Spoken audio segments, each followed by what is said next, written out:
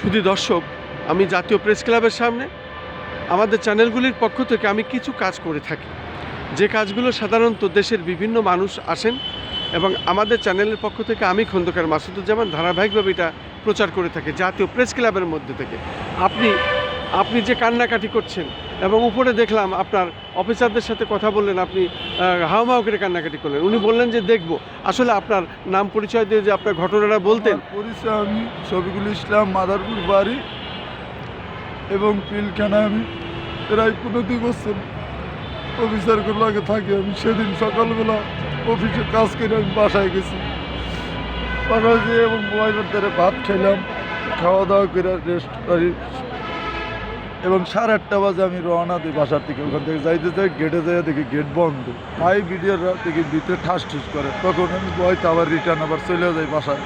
তখন পোলাপান আস্তে আস্তে শব্দ আমি শুনতে পাই, পোলাপান ভয়তে কান্দাকাটি করে, আমার ছোটো ছোটো 3টা বাচ্চা।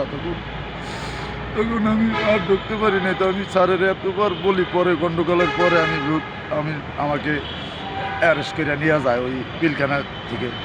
যে তোমরা কীভাবে নিলে আমি তাও জানি না, সৈনিক হিসাবে আমার নাম আমারও দিয়ে দেয়, কয় আমার নামে সাক্ষী বানাইছে, কয় তুমি বিদ্রোহী করছে। আমি কই নির্দোষ দেখি তো আমি সারা পাইছি 25 না স্যার, আমি কোথায় আমি দোষী সাব্যস্ত? আমি তো বাসায় ছিলাম স্যার, আমার 9টা বাড়াইতে আমার সাক্ষী দিবে বলছেন।